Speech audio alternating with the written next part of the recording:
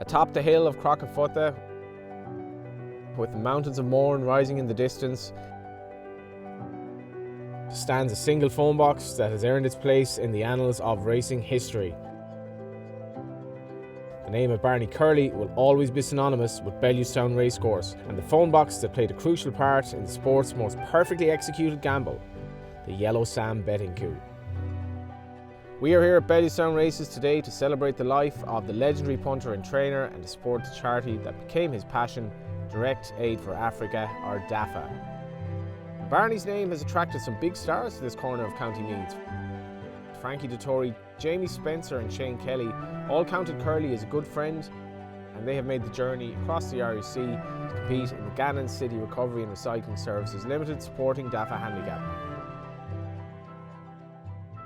It was at this racecourse on a quiet day in 1975 that a little-known horse called Yellow Sam would unwittingly make his place in racing and betting history, and Barney Curley's passing earlier on this year hasn't meant anything in terms of his legacy, because his legacy will live on. And we're here in Bellewstown today to talk about Direct Aid for Africa, to raise money for Direct Aid for Africa, but mainly I think to remember Barney, and with Frankie Dettori here, Tom Queally, Jamie Spencer and other riders who want to honour Barney coming over from England today. It's a very, very special place, and we have a big crowd coming in here as well, because Barney left a major mark on the lives of so many people. But Yellow Sam, the little horse in 1975 who would beat the bookmakers, was the legend of his time, even though he didn't know it. And today in Bellewstown there are lots of memories, there are lots of people in a phone box, and there are lots of people remembering Yellow Sam and Barney Curley. Frankie and Tom, only a special person could get you to come to Bellewstown on a day like this. It's a magic man that got you here, Frankie. Yeah, I mean, I've heard so many stories about the famous 1975 Yellow Sam gamble. Spent many hours talking to Barney, and unfortunately passed away this year. So it was a good idea by his family and his friends to put a day for him and for the DAFA charity. So he's quite emotional for me to be here, because I've heard so much about the place, and it's nice to be here and celebrate his life and raise awareness of his charity. Then he started 25 years ago. And you were with him very near the end as well. Yeah, myself and Tom, yes, and his family. Yeah, you know, it's always sad when you lose a special person, and but we're not here to cry. We're here to celebrate his life, and he's touched so many people's life, including Tom, myself, and many other people knew him. So he was a great man. What was so special about him then? Tom. He was a remarkable man. He was kind. He was down to earth. He had a great peace of mind. He was very religious. He had good faith, and his life was full of success, tinged with tragedy. When his son passed away, that sort of channeled his energy towards the charity, which has sort of created a legacy for him now, long after when he's years to come, when he's gone, this will carry on. So, like you said at the start, it would take a remarkable man for us to get behind this. And luckily for me, I got to see the charity firsthand, and it was a real eye opener for me at a key time in my life. And that's why anytime there is a situation where you can raise money for it, you do, because nothing's skimmed off the top, and not many charities can boast that. He was a kind of Robin Hood character, wasn't he? He was, yeah. He was. He had an air of mystique about him. Like I said, he was generous. He was kind. He was generous with his time. He had lots of good advice, but at the same time, he was no one's pushover, and he'd give you the world if you're on his side. At the same time, I wouldn't have liked to be the fellow who crossed him. And I guess as well, Tom, he knew the good times and the bad times, and he knew to appreciate the good because he knew the bad. Yeah, like I said, his life was far from linear, but he had the advantage of a very, very, very sharp brain, so he was always able to get the advantage from that point of view. But going back to the gambles and that, he never minded if you were wrong, as long as you were honest. But when you had about 4 stone up your sleeve, it was very hard to be wrong a lot of the time. So, but again, like I said, he was blessed with a very sharp brain, as I said before, probably the sharpest. Racing has lost the sharpest brain in the game. Well, you did make the point that he would have been as home in 10 Downing Street as at a racecourse. That's right, yeah. He you know, and he was very well read, and he was, you know, very good, you know, very good for advice. You know, I've gone to him with a lot of situations in my life that I wouldn't go to anyone else with. And as at times like that, in the meantime, since he's passed, it's only now at times like that you'd miss him. And you were very young when you met. It was like he almost did take you under your wing. Yeah, I was 16, and you know, I came to England by myself. I didn't have mum and dad, so he looked after me, gave me some great advice, and yes, he was there for most of my life. If he were here today, what would he be thinking of it all? I think he'd be quite surprised that I'm here. Yeah. I don't know about Tom. He's braver than me, I think. Yeah, unfortunately I'm suspended, but he'd probably give Frankie telling off for riding in the race. Yeah. And getting the price down again, Frankie. Absolutely. Listen, let's have a good day. He was a special person with a special charity. So we had to raise awareness for this, and I'm going to enjoy it. The racecourse itself, how much does the Yellow Sand story mean to a small provincial racecourse? To put us on the map, Johnny, look, it's very important. Barney, it's probably the biggest, best known bet ever taken off, and it was ingenious how he did it. It was all above board, but he thought outside the box, and it just, every time Barney's been mentioned, Bellewstown has been mentioned. And you can see today, everyone wants to be around Frank Dettori, but they also want to be seen to be in the phone box. The phone box, yeah, it's very, very popular. So look, we're going to be auctioning off the hat now in a few minutes, a live auction from the phone box. So look, there'll be a great buzz there now in a few minutes. Do you know people who were here that day that remember it, or do you? Yeah, there's a few people that are here today. I know that Ted Walsh is a runner later on in the race. He rode in the race that day. Actually, the man that stood in the phone box, his nephew is here today. There's a lot of people that are involved on the day here today again. And in terms of the racecourse, in terms of publicity for the racecourse and PR, I mean, it's invaluable, I guess. Well, we think so. Look, we put a lot of work into it, but we hope the feedback we're getting is great. We're getting a great support from everybody, like yourselves, from the press, RT here as well. It's, you know, there's really, real good interest in the whole story. Do you know Barney? Did you know Barney? Yeah, I met Barney twice. When we got him here to come the first time, I had to go to a Cheltenham preview night, myself and Evan McGauley, a committee man. We went to Cheltenham preview in Galway to meet him. Justin Carty introduced us, and we were a bit worried what he was going to say to us, and he was mad to come up and help out with us here. And then he came back in 2015 for the 40th anniversary of Bellewstown, when we put on a play that time. Tell us about the play, actually. Yeah, we just thought to mark the 40th anniversary we'd have a play, so we put two fellas doing the play. We brought him up. We didn't know how he'd take to it, but he loved it, and he's always been a friend of Bellewstown since, and told us if you ever want something done, he'd do it for us. And we just felt it was nice to do something for him.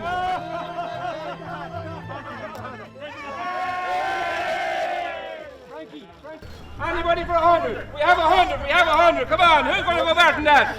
Come on. Here we are, 200. We have €200. Hey, come on. 700. We have 700. Anybody else? 750. 750 here. Healy with Doggers. 750. Come on. Again, we have a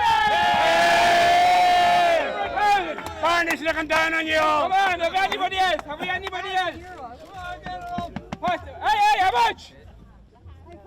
1,200. We've 1,200. Come on, let's go. How many rounds it up? 1,600. 16. Come on, boys. Come on, make it $2,000.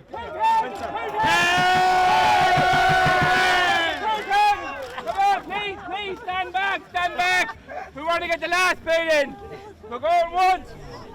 2.5 times. Okay, whoa, everybody back, please. I can't see the base. 2.5. 2.5 grand. Go on, keep her going. 2.5. Are we going to that? Going once. Going twice. Let's go to Barney. 2.5.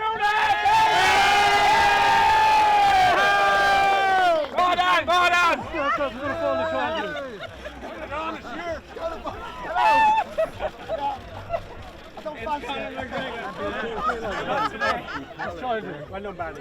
lads. Thank you very much. Tell a change. Thank you, sir. Thank you, sir. Pleasure. Here we go, lads. At Bellewstown. Next race off is Clonmel. Then we go to Bellewstown. Yes, lads, quickly. Seamus Mulvaney, what do you remember of Yellow Sam 1976? You were actually here. Yeah, I was actually here. I was the last surviving bootmaker that worked that day. The rest of them are all gone. Are they all gone? They're all gone, yeah. What do you remember of it? Well, I had a betting shop, a small betting shop on Patrick Street and Parnell Street. And I didn't know anything about the coup on the day, but when I went back to the shop that evening, on the way home, I went into Parnell Street and we were after having a real bad day, where some of my friends were after backing the horse. They were stuck in to back the horse in the betting shops. Fiver number 3. The course. So it cost me a right few quid. Thank you very much. Do you remember anything about the phone box at the time, or was there chance that nobody? I do, of course. I remember the man that was involved in it. He was a big, heavy man. Not only was the box that the telephone box that hardly fit him, but he hardly fit into it. He was so big.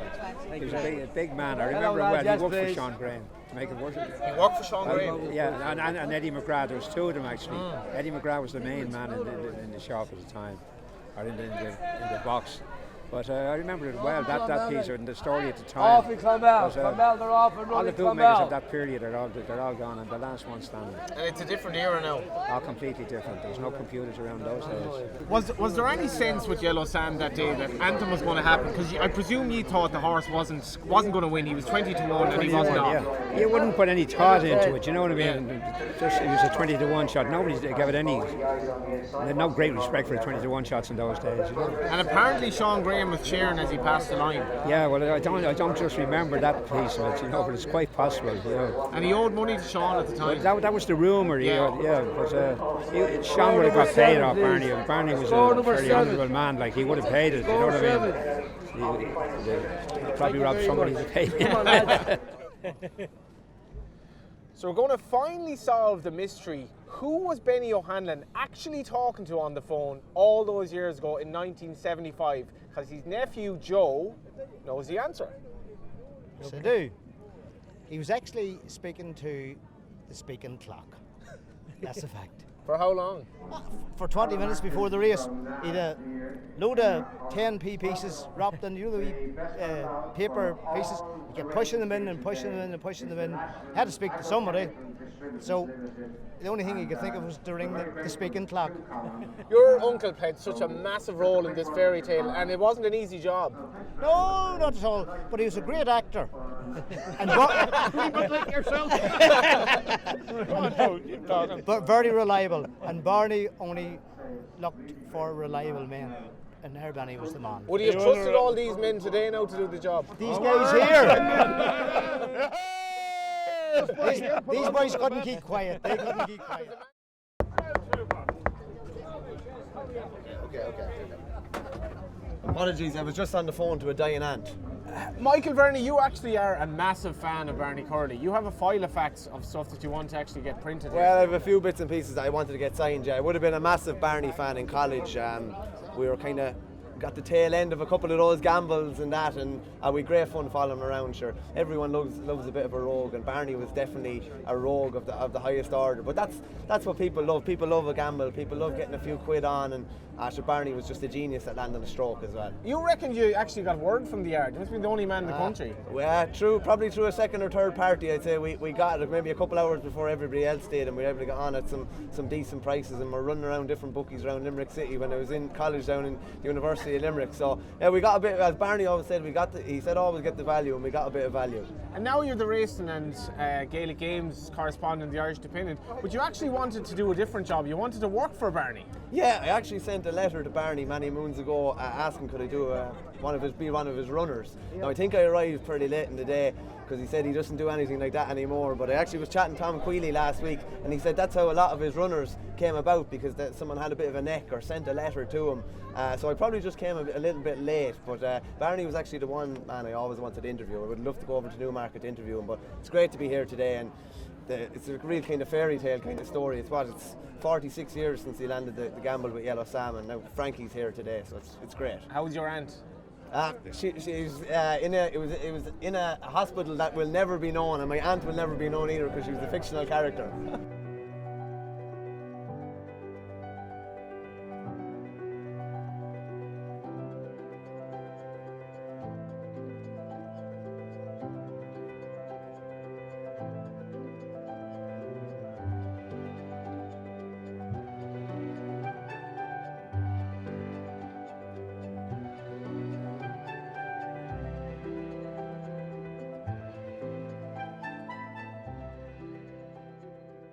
All appearing, and they're off for the Gannon City Recovery and Recycling Services Limited supporting DAFA Handicap. Mishar is the early leader as they head up the far side, closely followed in the early stages by Truba towards the inside, just ahead of Earls. Close up on the outside is Al Hajeb, just ahead of Castle Townsend as they continue, having covered almost 2 furlongs.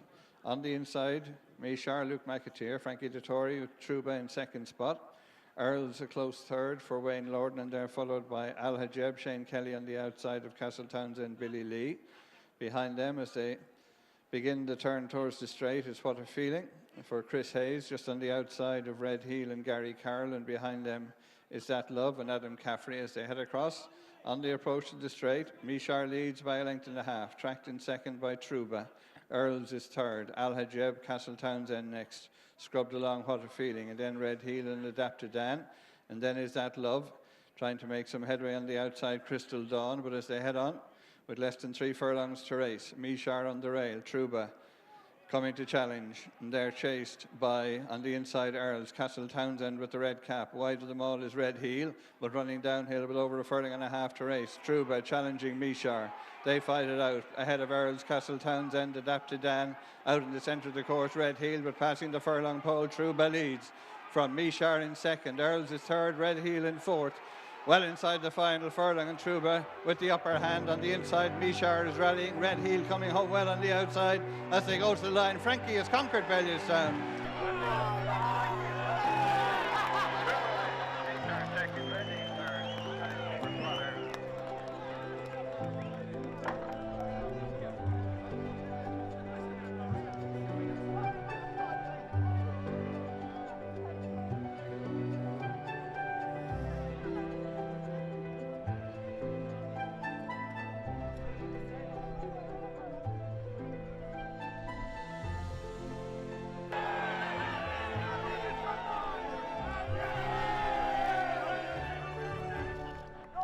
And you couldn't script it. Of course Frankie Dettori comes over, of course Truba wins, gives Johnny Murta a big hug, and the place has gone absolutely bananas here. Frankie's given the flying dismount, Barney's looking down.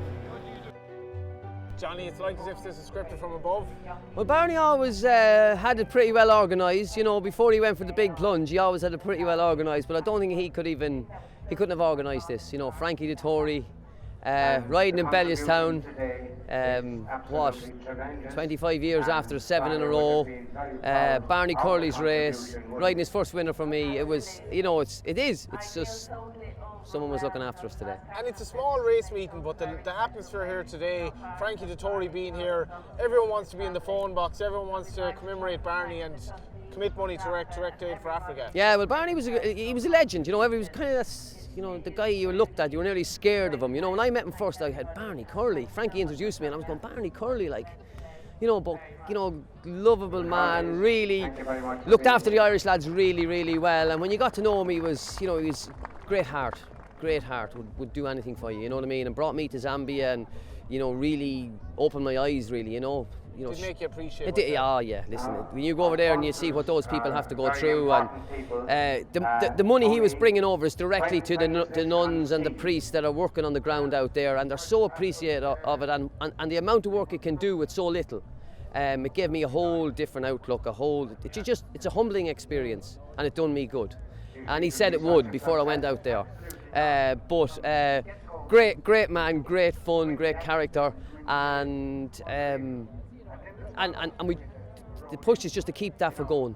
That's what he wanted to say, Johnny, just keep it going. You know, it's up and running, but we need to keep it going because those people do need the help out there. But special day, and this track especially, it's a magical little track with great history for what Barney did all those years ago.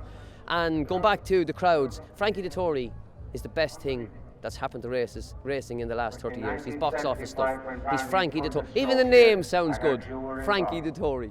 You know, so he's a special talent. He's a special talent, and he's a special man. I know you've won Group 1s and all that, but I bet you as that horse was crossing the line, there was a special feeling there, because it is a special day. It is. It was. I was hoping he'd win, you know, because he has been consistently going well at home, and he's coming down the rates, and he just wanted to win this race. You know, just wanted him to win this race so much. And when he crossed the road, I think the crowd just got him home. Everyone was willing Frankie. When Frankie came, the crowd got the rows up, and from the road up, I think they carried through the home. Barney was looking down. He was looking down, as I said. You know, my Italian friend, as he used to call Frankie. I have to have a word with my Italian friend. So listen, it's a brilliant day, and I'm special to be part of it. A little known part of this famous photograph is that Willie Mullins is actually riding one of the also-rans on the left. Willie, your part in the whole Yellow Sam coup, it's not celebrated maybe as much. Frankie, well done. Fantastic result. But you actually rode in the race? Yes, that's me on the grey horse. So we thought we were coming over here to win the race, and we were very disappointed coming home. However, it was only later on in the day that the story got out about the big gamble and everything like that. So we were a little less disappointed then when we found that this horse had been set up for the race. That was 1975, so we're talking 46 years ago. For a little race, the legacy to live on like that. It's extraordinary. I mean, Bellewstown's just such a small track, and we had brought this horse up here for one of my father's wealthiest owners at the time, thinking this is a lay down for this horse, bring the man over from America for this horse to win, and then be beaten out of sight by Michael Furlong on Yellow Sam. And his legacy, the amount of people that have turned up today to see Frankie Dettori, but also to commit money to DAFA and to go in the phone box and be part of racing history. Yeah. As Barney said to me, I said to him, well, what about the phone box? Yeah, he said the trick wasn't. He said the fella in the phone box. He said the trick was the four fellas behind him in the queue were my men too. At least that's the story he told me one night. Anyway, so. Well, every story over the years, you hear more about it. That's another aspect to it. I believe the man who was supposed to be monitoring the phone box got a dose of diarrhea that day as well. So you hear all these stories. I didn't hear that one, but anyhow, there was plenty of guys in the queue that were his men as well. So no one was going to get the phone anyhow. And he had a great heart. Yeah, Barney would support anything. And he was always thinking outside the box. I mean, the raffling his house, Middleton House, I think it was in Mullingar, wherever it was at the time, was just a piece of genius. Ended up paying a fine at the local court, whatever it was, but of course that was nothing compared to the money that he saved or made on the house. He was all the time thinking things differently. I went down to the start. On the first horse I rode for him, he asked me to ride some bumper horses when he got his license. Going into the race of the first day, he got his license. And Robert, who was on the gate, said, "Barney, you're in the wrong gate. What's that?" He says, "That's a trainer's license," he says, and he held it up to the queue, a license to print money. And sure enough, he went in. I came into the parade ring. "Mr. Curley, how are you? What do you want me to do?" He says, "When the white flag goes up, Willie," he says, "just delay the start." And that's the only instruction I got. So I had to delay the start. Every day I was riding for him to delay the start so that he could get his money on. Because once the white flag went up, I think the price was set. So it was extraordinary, Thinking outside the box. Yeah, and these horses, he never gave me any instructions how to ride them. But they all won. They were good things. And talking about racing needing days like this, his legacy really does live on, because Barney passed away in May. Look at the amount of people here today enjoying a great day, a memorable day of racing. Yeah, I mean, no one could get away to the funeral or something like that, so everyone was here just enjoying the day. And the atmosphere outside, when I came in the gate, sort of rushing over to the parade ring here, I couldn't get across. I mean, everyone was here. There's just a great atmosphere and everyone enjoying it. You were upstaged by Frankie Dettori. No one wants to talk to you. Well, there you are. Except you can't get Frankie. But no, so I mean, it was fantastic. Frankie gave it a great ride to win, and I didn't realise it was his first win for Johnny Murtagh too. So that's good. Great day all around. Thanks a million. Thanks, Top Johnny. man, Willie. Cheers. Cheers. Jamie, you said you were looking up in the final furlong to see if Frankie won, and another man was probably looking down, Barney, to see that he won as well. Yeah, I suppose it's the right result. Probably 80% of the people or more came to see Frankie, and he put on a good show for them. And yeah, it's been a great day and a great atmosphere, and I'm sure Barney will be smiling. Describe the good vibe atmosphere here today. It's a rare thing at any sporting event, the feeling that you get here today. Yeah, I think it's just genuine racing fans that obviously would have followed Barney's career and life, and they all came to support today. And I say the atmosphere, it's probably one of the first days I've kind of got that feeling again, and yeah, it's fantastic. You carried his coffin, he meant a lot to you. Yeah, look, he was a great man. He helped a lot of people and did a lot for people that nobody ever really knew about, and I think his charity his legacy will live on through his charity. And I've been to Zambia, and it's fantastic, and the beauty of the charity, it's in essence, there's nothing is skimmed off the top. Every penny that goes in goes to Zambia, and I think that's the one thing that Barney, he took a lot of pride in his charity over the last 25 years, and long may his legacy live through that. Most of us don't go to Africa. Did that experience kind of change, or did it leave a mark? Yeah, well, it just taught you how to live, peace of mind. There's a lot of underprivileged people in the world, and Barney's done so much out there, and I'm sure I'll go back again one day. And obviously I've seen some of the priests that were in Africa that time. They're here today, and Father Jim, and so a lot of memories being evoked. What would he make of this section now, looking down, would you say? I think he'd smile. I think he'd like to see a very private man, but he was always there when you needed him, and I think he would smile. That would be the best way of describing Barney. So we just had Colin Keane ride a winner at Bellewstown, and the atmosphere wasn't quite as loud as when Frankie Dettori rode the winner of the big race. It was probably a bit closer actually to the atmosphere that followed a particular race here in 1975, when a little known horse called Yellow Sam won a handicap hurdle for amateur riders at 20-1. I presume there wasn't much noise about the place because his trainer Barney Curley was hidden in a bush somewhere. Connections were well out of sight, but bookmakers all over the country had no idea what was in store for them. Massive losses, somewhere in the region of 300 grand. About €2 million in today's money. Today has been an absolutely special day at Bellewstown Racecourse. You can almost see Barney looking down, maybe laughing, having a little bit of smile in his trilby that has now gone to Barney O'Hare in the auction for another 2.5 grand for Direct Aid for Africa. That's what drew Racecourse here today. That's what drew Frankie Dettori, Tom Queally, Jamie Spencer and Shane Kelly to honour the man that meant so much to them and meant so much to racing and went down in the annals of racing history. It was a special day at Bellewstown, and Direct Aid for Africa will be all the better for it, and Barney Curley might be past, but he lives on.